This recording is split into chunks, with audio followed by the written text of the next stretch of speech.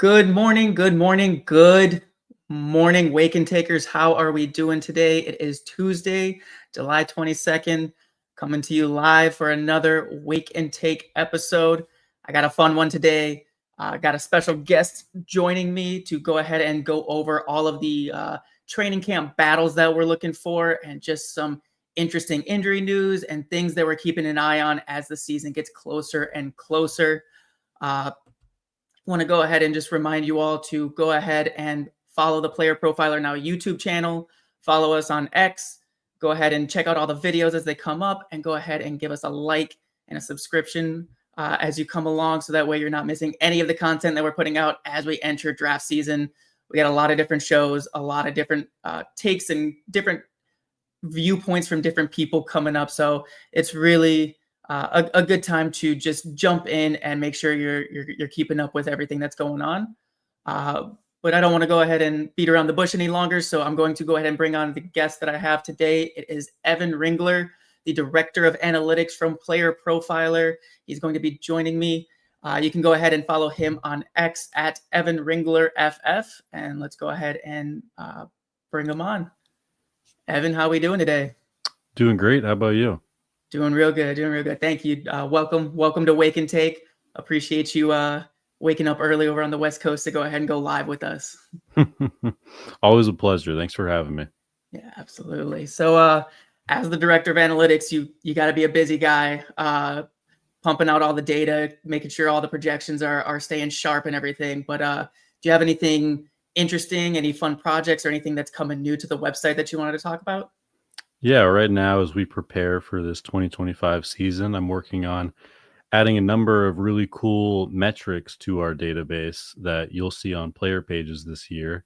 There's some really cool stuff like first read targets, some man versus zone splits, and a lot more that I don't want to spoil. So keep an eye out for all that, for all those announcements. It'll probably go in the newsletter. Make sure you're subscribed to that. And I'll be posting a lot of cool data viz stuff on my socials as well, so you can check those out on X. Awesome. Yeah, I've seen that you've already gotten a head start on posting a lot of the data viz stuff. So I've been seeing your charts. I like how you give the whole chart and then you go ahead and you pull out the key points, so that way people don't have to go fishing through all the dots and everything and try to make it make sense. You go ahead and give them the hard hitters, and then anyone that does want to dive a little bit deeper, they have that. So I've been liking those posts. Glad to hear it. So let's go ahead and jump in to the news. As soon as I got off the stream last week, the Rashee Rice news broke about the sentencing. So we know that he's got the 5 years probation, the 30 years of jail time that he's going to serve at some point in that. But it really just gives us a little bit more of a push towards the suspensions coming sooner rather than later from the NFL. We don't know what it's going to be. It could be 4 games. It could be 6 games. It could be however long the NFL decides they want to bring the hammer down on Rashee Rice on this. With this, do you have an ADP where you're kind of comfortable drafting him? Because, I mean, he was up there. He was wide receiver 11, 12, 13 before this happened. So now I'm curious as to where he's going to shake out, and I mean, where you would be comfortable taking him. Yeah. So the good thing about this is that the suspension is most likely going to be at the beginning of the season, which is they are the least important fantasy weeks, but for season long, they are still quite important. In best ball, you can sacrifice those a little bit. And just with how important weeks 15 through 17 are, I would say maybe a 4th round price tag would be fair for somebody that, you know, the community was expecting to be a 2nd round talent. A 2 round discount for a 4 to 6 week suspension seems fair to me. In season long, maybe you drop him another round or 2 to round 5, round 6, maybe. But it's really hard to say. I think Xavier Worthy is probably moving up until round 3-ish area. What do you think about that? I definitely think that Worthy becomes interesting. He was still someone that I like with Rice, the redundancy that we saw in their roles once Rice was gone last year and how they kind of just plugged Worthy into that, it did make me a little bit nervous. I think they'll do that again in this absence, but again, like you said, it's the beginning of the season, so I don't really want to pay that like round 3 price for a guy who, as soon as Rashee Rice comes back, it's not like he's coming back from an injury and is going to need ramp up time. He's going to be another 4 to 6 weeks healthier off of last year's injury. So it's not really someone that I'm looking to really go after, just because the second half of the season, the important games, his role is very much undefined. It's very much up in the air right now. I talked about it last week. I'm still very much on the Travis Kelce. I think he's going to go ahead and be able to maintain the targets, and that's how he's going to perform at this age. It's just pure volume, and I think this is going to help him out with that. Yeah, that makes sense. I do agree with you on the Worthy point for sure that, he'll probably take some of that Rice underneath work to start the year while he's suspended. And as Rice comes back, he'll probably move into more of just a deep threat role, which will zap away all of his consistency. But I will say that him and Mahomes, they just couldn't connect on a single deep ball last year. And I'm not going to bet on that happening again. They'll probably connect on a few more of those this year. So I could see us looking up at the end of the year and seeing Worthy as a top 20 receiver, even if it didn't quite feel that way in your lineup every week. And on Kelce, I think same thing. The first 4 to 6 weeks, he'll probably be pretty good for fantasy, like a top 6 tight end. I don't think the ceiling for the whole season is really there anymore, but he'll be involved in the offense at least. Absolutely. So we got some more news. We're looking over on the West Coast towards you. Noah Fant released by Seattle.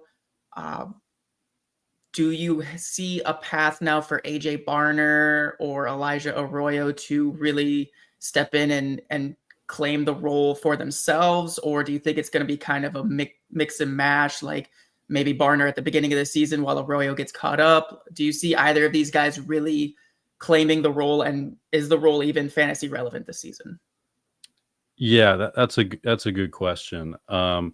I would say that they'll probably run a decent amount of 2 tight end sets. If you look at their receiving room, it is really, really weak. It's just JSN, Cooper Kupp, and then a big drop off to MVS and Torrey Horton. I like Torrey Horton, but I doubt he'll contribute as a rookie.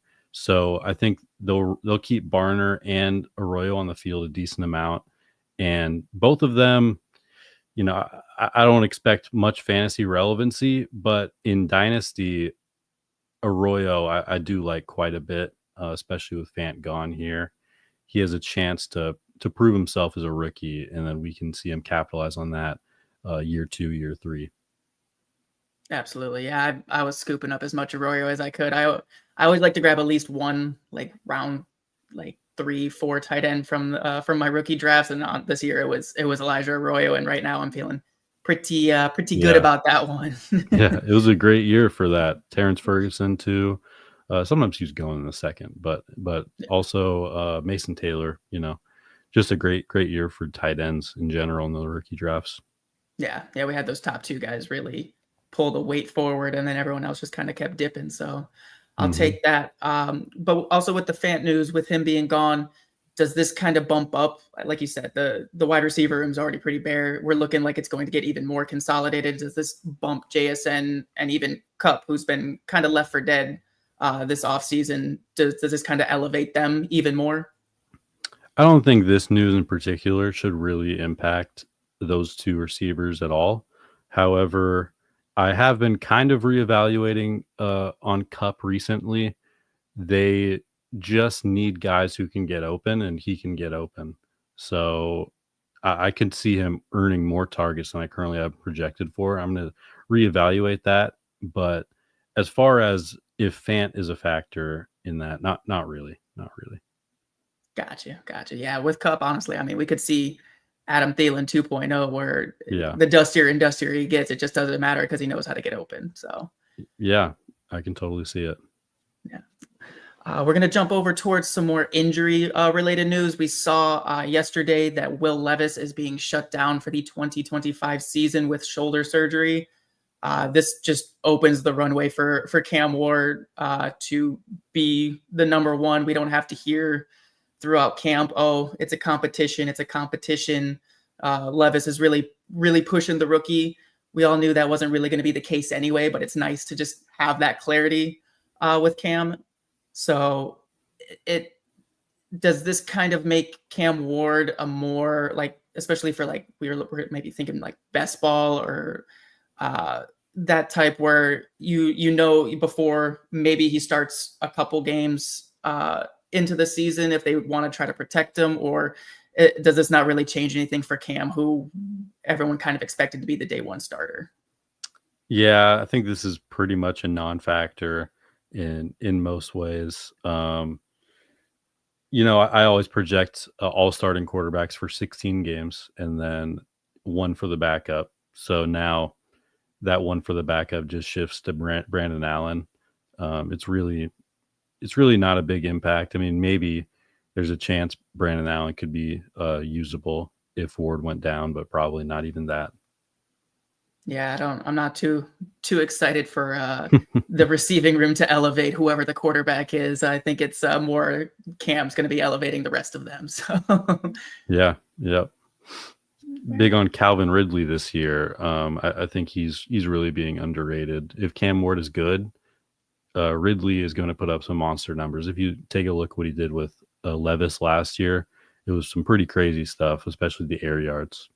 Yeah, and it feels like that, like you said, he's been undervalued. He's being discounted still, even though he performed that well with Levis and was it Mason Rudolph last season. So I'm definitely with you there. I definitely think that I mean, we've also seen it the past year or two where the rookie quarterback comes in and just hyper targets the clear one. So I mean, that's Ridley. So yeah, and all Cam Ward has been talking about this offseason is how much he loves Calvin Ridley, even more than AJ Brown apparently. Oh wow. That's quite the statement. Last little bit of news that we got here before we jump into the training camp, and I guess it kind of goes hand in hand. Chris Godwin is not starting camp doing team activities. He is still recovering from the ankle injury from last season. We're kind of seeing the runway now for Emeka Egbuka. The selection in the first round makes a little bit more sense with the timeline for Godwin's return. What are your thoughts on the Godwin Egbuka kind of redundancy expectations? Like, is this just kind of Egbuka's job to take now? What do you think will happen when Godwin comes back? Like, where are you sitting on that in the projections? Well, I think the important thing to note here is that the Bucs are going to run a ton of 11 personnel, keep 3 receivers on the field.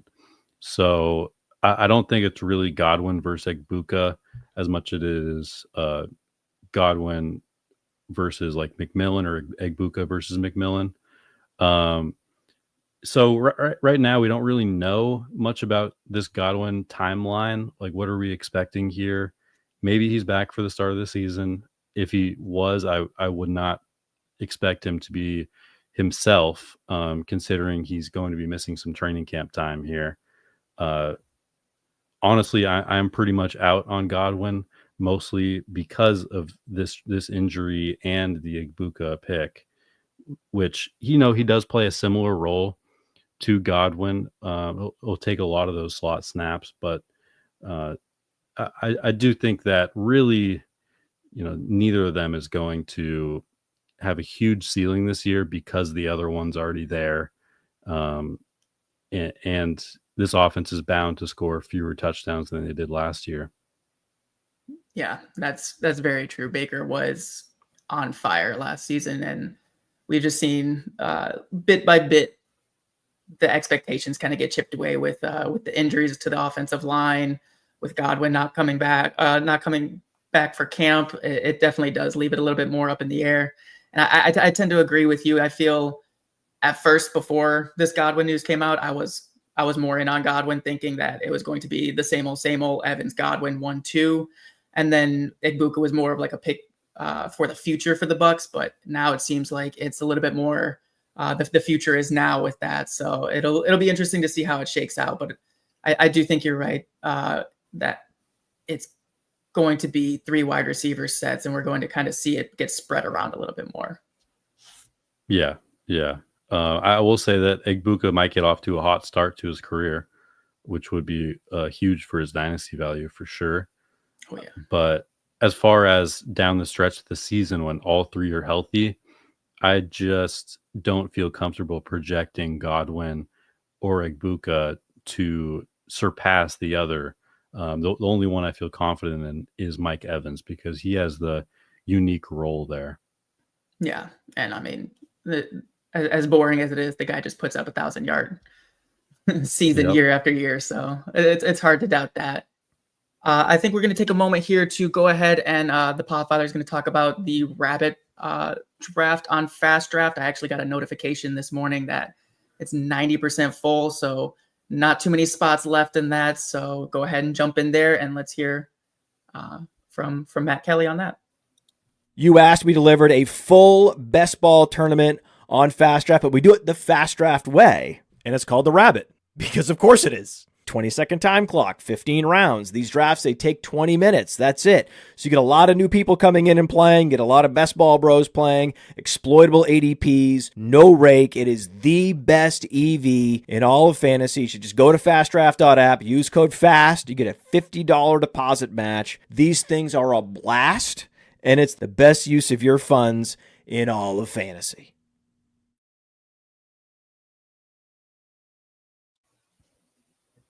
All right. And like I said, 90% full, according to the notification this morning. Go in there.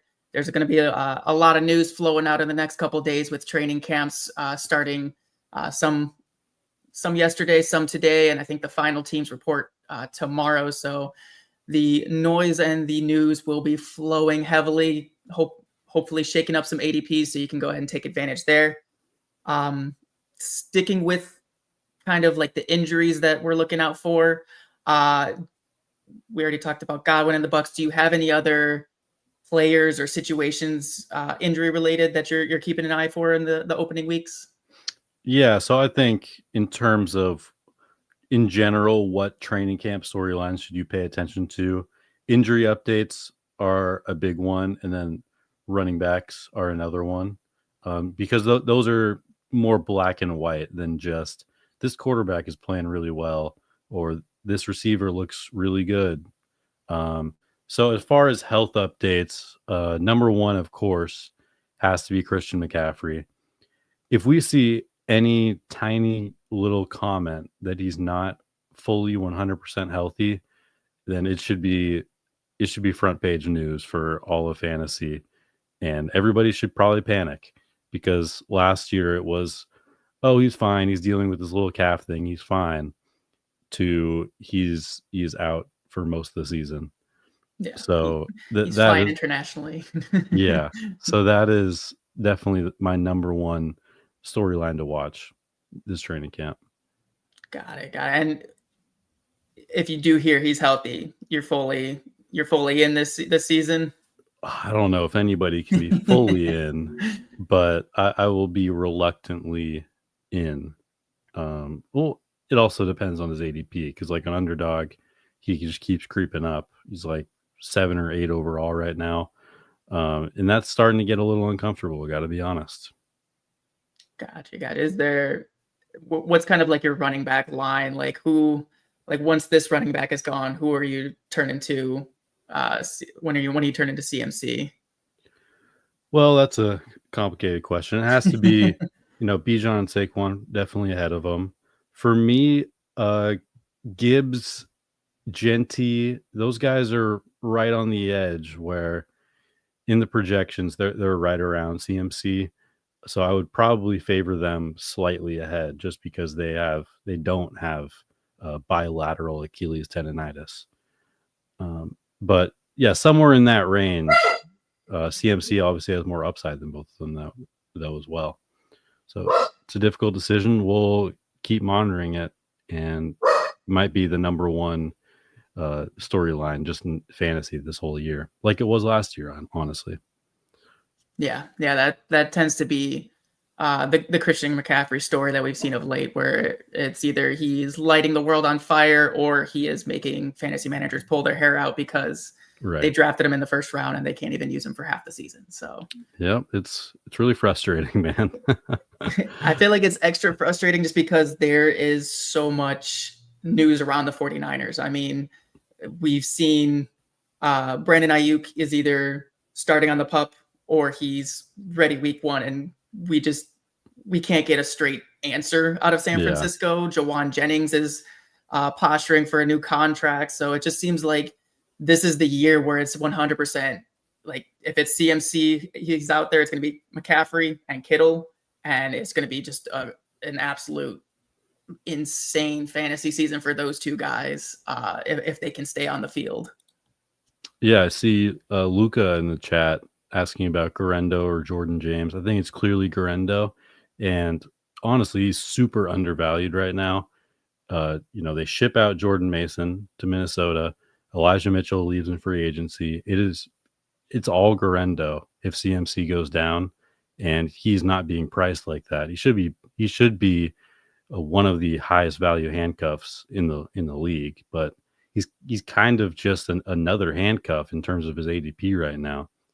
Giant target, in my opinion. I definitely agree with that. I feel like everyone's just scared of getting burned by the shenanigans that it comes from Kyle Shanahan of just, you think it's one guy, this guy's the locked in backup, this guy's locked in handcuff, and then all of a sudden CMC goes down, and then it's some guy they picked up. It's not even either Garendo or Jordan James. So I feel like everyone's just kind of being a little hesitant on that front. But I definitely agree that I think Garendo is the clear 2 in that system, and he's got the experience. He knows the offense. He should have the first opportunity, and he's shown us already that he can deliver with that. So definitely with you on that. Yeah, I got some more injury notes here. Like you mentioned, Ayuk. For me, I'm expecting a mid-season return, maybe somewhere around week 4 to 6, like Rashee Rice actually. Right now, he's the only 49er that I'm not targeting aggressively in drafts. I guess except for CMC as well. That one's kind of more 50-50. But Ayuk, I just, the vibes are really rough for Ayuk and San Fran at the moment. What do you think about the situation?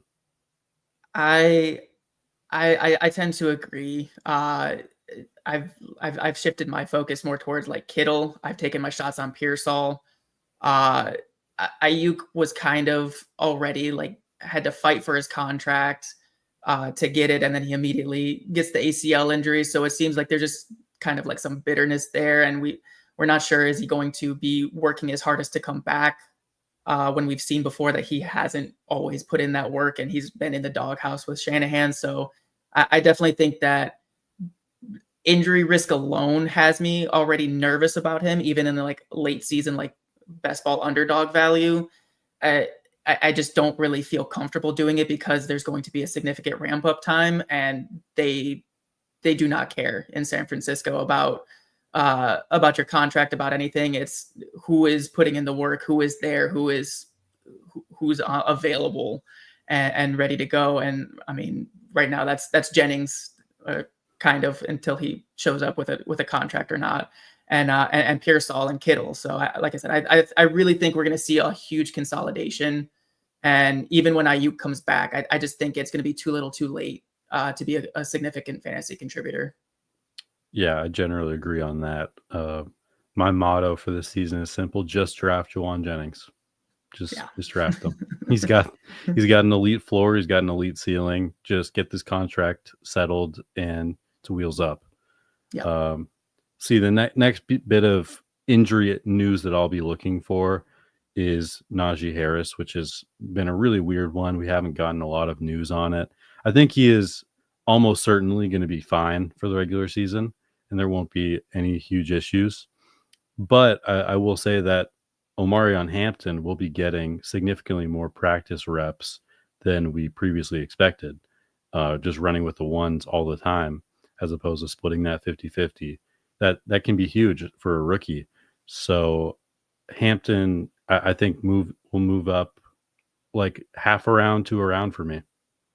Yeah, absolutely. Hampton was someone I started the offseason very much going with Najee for the ADP value, but obviously with this news, I'm right there with you. And the Chargers actually were in camp yesterday, and there's reports that Hampton's in there, and he's been working. He's ready day one. He's taken full advantage of it. So I think that Hampton's going to be that rookie running back that very much over delivers on their ADP and a very much potential league winner, with the fact that everyone expects the Chargers to be more run heavy. And I think Hampton's just, if he can slot in and just get that 55-60% opportunity share right away, it's just an absolute smash.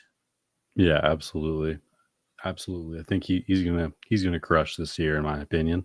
And then the last little bit of injury news that I'll be monitoring is Stephon Diggs. Since that incident in May, all signs have pointed to him being fully recovered and just all systems go for the season. Of course, one negative or even one just kind of iffy comment could change things. But right now, all we have is pure positivity out of New England regarding Stephon Diggs. And obviously, there's nobody else in that receiver room. If he is healthy, I will draft him, and he's going to produce. Yeah. Diggs has kind of been like a sneaky, probably the sneakiest clear one out there in drafts right now. With that, maybe if there is any shaky news that comes out, do you have a next guy up that you're looking to, or is it pretty much just going to be Hunter Henry very late in the tight end room and Travion Henderson to kind of pick up the slack in the passing game out of the running back backfield? Yeah, I think for the most part, you're right there. I've loved Hunter Henry all draft season. He's been undervalued all year. Demario Douglas is there too, technically, but he's a slot guy, and Diggs going out doesn't really help him much. Maybe he sees an extra half target a game or something like that. It will maybe get Kyle Williams on the field a little bit sooner, which would be good. Right now, it seems like they're projecting him to be the fourth wide receiver to start the year. Maybe that bumps up to third or second mid-season. We'll see. It could be a good opportunity to make some money in Dynasty by trading for Kyle Williams mid-season. So that's kind of how I see it if Diggs wasn't fully healthy. But right now, all we have is that he is. Yep, and that's exciting stuff right there. I know a lot of people have Drake May pegged as a redraft late round target just because he's got the rushing upside, and now if his number one target can be healthy from week one, I think that'll be huge for him as well. Yep, for sure. Okay, so we'll go ahead and we'll keep our eyes and your ears out for these injury updates, but let's take a little bit of a turn towards something that might not be determined by injury, but more camp position battles. I feel like this might be one of the years that has the least amount of like running back ambiguity in terms of backfields. I feel like there's a lot of clear cut, like this is the clear one, or like we know that it's going to be a split backfield and there's not really that like toss up of who's the 1A, who's the 1B. I feel like a lot of backfields are pretty well established this season. But there are some out there that are still kind of needing a little bit more clarity, and we're going to be getting that in the next couple of days and the next couple of weeks with training camp. A team in general that I'm looking for clarity on is the Chicago Bears. I don't really know what to make of that passing game outside of DJ Moore, and in that running back room, we know DeAndre Swift is expected to be the starter, but we also know that he's might not be the favorite in that running back room. He might not have the juice left to kind of be a 3-down back. So who are you really looking at in this Chicago Bears running back room in drafts this year? Yeah, it's really tough. You mentioned the receivers as well. It's really hard to figure it out. But I will say that right now among their running backs, I really do like all three, including Kyle Monangai at ADP right now. Roshan hasn't gotten hardly any hype from Ben Johnson this offseason, which is a bit of a red flag. So I'll be keeping an eye on that.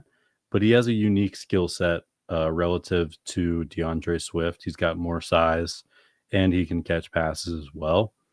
So I think that if we get some more news with hyping up Roshan, then this could be a great way to make money with Roshan. But I also love Swift at ADP. Been drafting him a ton. In Scott Fishbowl, I actually had him like 30 spots ahead of ADP, according to my projections. And then Kyle Monangai is just this 7th round rookie. It is their guy as opposed to the previous GM or the previous coach's guy. So there's a chance there as well. All three of them you got to be really interested in right now. Yeah. I'm a Lions fan, so I'm a little bit biased where I think the Bears are just always going to bear.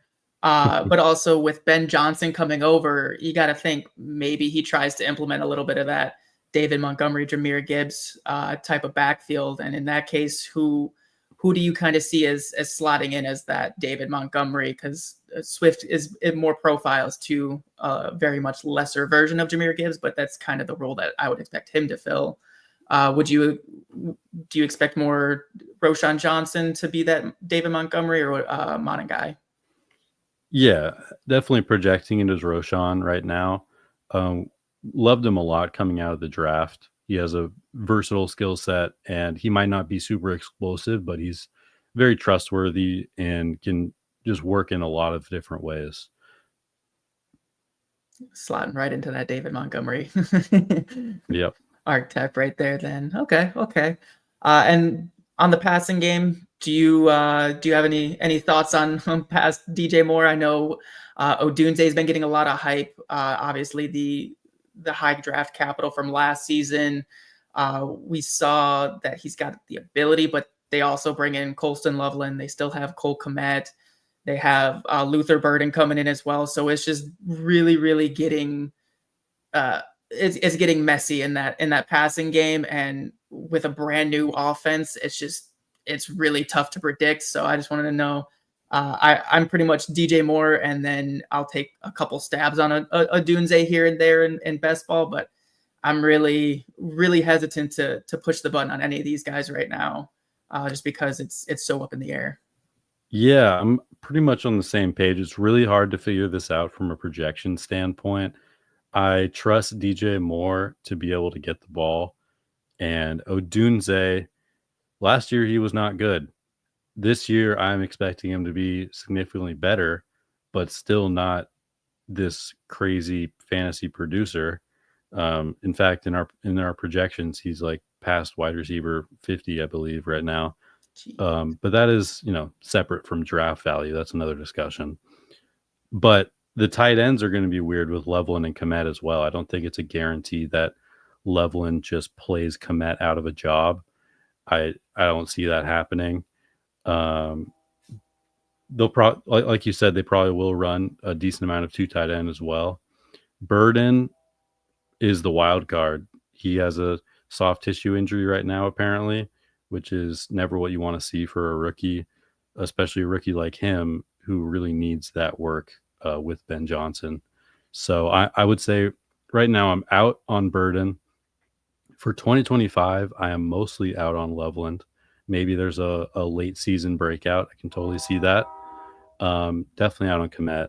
Odunze, mostly out, but I'm willing to draft him here and there because I was very high on the talent coming out. And DJ Moore, I'm in, but the ADP is pretty high as well. So I'm not super in. I'm just in. Yeah, I hear that. I feel like we know that there is more ceiling than where he's at that ADP, but it's also how likely is that ceiling with the fact that there's 5 other viable pass catchers. So Right. that's where I've been. And I mean, like I said, Lions fan, so not too mad about being hands off of the Chicago Bears. So, so taking a look at another running back room, like I said, not a whole lot of ambiguity out there in the NFL as of yet. Obviously, camp comes in and shakes things up every year. But there's also the Jacksonville Jaguars, which has kind of been talked about a lot. All 3 of the guys really have their ADPs suppressed, it seems. I know the entire team kind of disappointed outside of Brian Thomas last season. So it's really interesting to see how far these guys have fallen. And one of Etienne, Bigsby, or Tootin have got to be a value this year just based off of ADPs.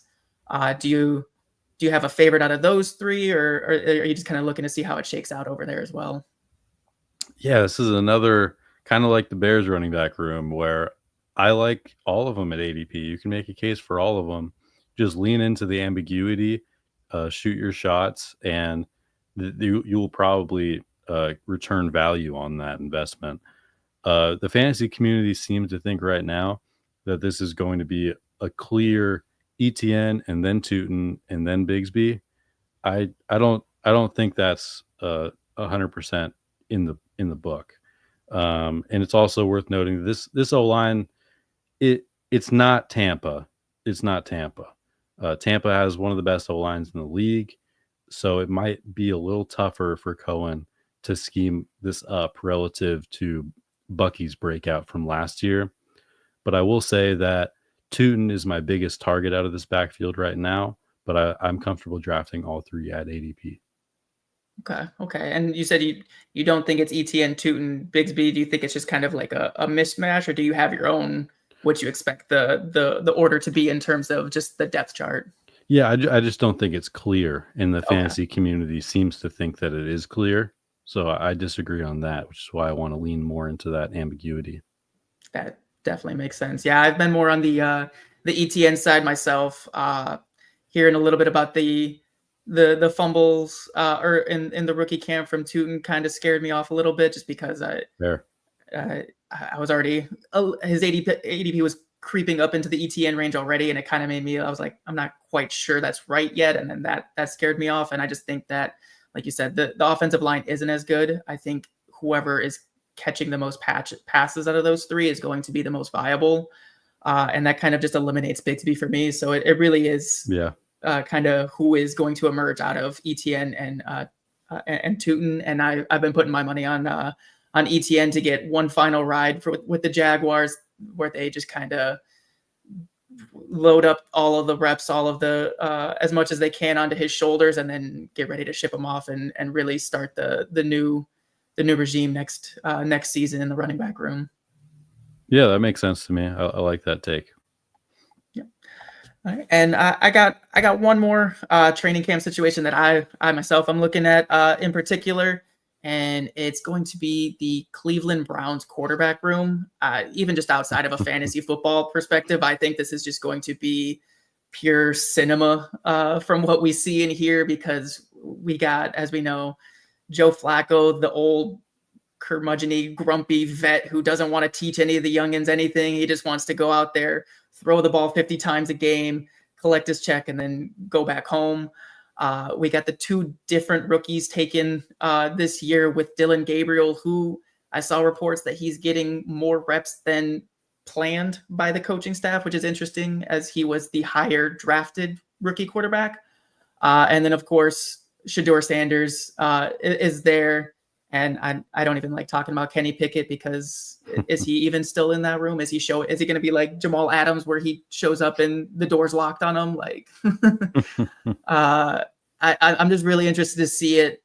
Do you have any in terms of just even NFL, what you want to see, or fantasy projections, what you want to see, who you want to see come out on top of this QB battle? I would say, from a personal bias, I would like to see Shedeur. I am, a little bit of a Colorado fan, so I enjoyed watching him in college a lot, and I'd like to watch him in the NFL. Beyond that, for fantasy though, I guess I want Flacco, but it's I don't even think Flacco would be that great. If you remember with the Colts last year, he sucked. So, but for my Njoku bags, Flacco is the guy that would be the best for those. Yeah, that's where I'm leaning to. I'm not looking for Flacco to be efficient. I'm not looking for him to be great. I just kind of want some Jameis Winston out of him, where he is, like I said, chucking it 50 times a game and really pumping up the volume. And I mean, hey, with Judkins' future being kind of uncertain right now, that might be where the team wants to go, just because they don't really have a running game to fall back on. So definitely keeping an eye out for that. And I'm hoping for Flacco. I want to see some Cedric Tillman, some David Njoku. I've been off on Jerry Jeudy just because of his ADP, but even that, like, I'd like to see it just because I like fantasy points. Yeah, makes sense. Yeah, before that, the Judkins situation went down. I was projecting the Browns to be significantly more run heavy this year than last year, where they were the pass heaviest team in the league by a lot. But now you're right; they could shift things a little bit. I do think in general that they want to run the ball a little more. They don't want to be throwing the ball 50 times a game, like you said, but I might be what they have to do again. And if that's the case, then even Jeudy will pay off his ADP, despite his metrics being really mid. Yeah, he has been that thorn in the side of data lovers, where it's like I just don't see it, and then he just keeps doing it. If you run 700 routes, he's going to produce. Okay, we did get one more question here from Luca. Yep, I just saw that. Yeah, thoughts on the Broncos wide receiver 2 spot. I would say it is Mims to start the year, but Mims is kind of just screens or go routes and nothing in between. For the in-between stuff, it's Engram and hopefully it's the rookie they drafted. I'm just blanking on the name right now, but I think it's Pat. Is it Pat Bryant? Yeah, Pat Bryant. Yeah. Yeah, Pat Bryant. Just a little brain fart at 7 a.m. Cut me To some be slack. expected. We definitely woke you up real early for this one. Yeah, I wouldn't expect much out of Pat Bryant to start the year. After all, he is a day 3 rookie, so we shouldn't expect much. But I do like him quite a bit. I think as the season goes along, he will gain a bigger share of the offense, while Mims kind of stays the same throughout the year, just the screens and deep balls, as I mentioned before. So yeah, I'll say Sutton on the outside. Mims is just super high variance. And then I do like Engram a lot and Bryant as the season goes along. Yeah, I'd agree with that. I think Evan Engram is definitely going to be the clear number 2 target in that offense. That's what they brought him over for, and that's just kind of what he's known for. And very much in on going to get Pat Bryant in Dynasty. I'm not really. I'll take like maybe a shot or two in some best ball, but I'm not really looking to even pick him up really in seasonal leagues, unless like Sutton and Mims go down or something crazy like that, and it's like he's left on an island and he has to be the guy. He's someone that I'm more just trying to scoop up and get as a toss in on in Dynasty there. Yeah, might be a good guy to target early season when he's not really playing much. Yeah, exactly. Get him while he's cheap, and then maybe sell on Mims while he's getting this depth chart hype. Yeah. Evan, did you have any other training camp situations you're kind of keeping an eye on, or? That's all I had. All right. Well, thank you, Luca, in the chat for go ahead and bringing up another one. If anyone else has another training camp battle or injury that they're looking out for, go ahead and post it in the comments. Come find us on X and go ahead and let us know about that, so we can go ahead and give you our takes there. But other than that, I just want to thank you, Evan, for waking up super early. You are taking the wake and take as literal as possible over on the West Coast. So thank you for joining us live today. Tell us again where we can find you on X, find your content, and anything else that you want to let the listeners know about. Yeah, thanks again for having me. I had a great time. You can find me on X at Evan Ringler FF. And besides that, all of my work is at playerprofiler.com, rankings, analytics, data, all that stuff. All right. Awesome. Thank you so much, Evan. Everyone, thank you so much for joining us today, this wonderful Tuesday morning. Keep your eyes open and your ears open for all of the training camp news that will start flooding in here any minute now and for the next couple weeks. But other than that, I will see you all on Thursday. From the Podfather to you, I deeply appreciate you tuning in. And many ask, what can I do? What can I do to help support the hosts, the research they do, the production costs? Go to playerprofiler.com, Dynasty Deluxe, World Famous Draft Kit, Rankings, DFS Dominator, and of course, data analysis. Subscribe to any one of those, and you support all of us and take Player Profiler to the moon.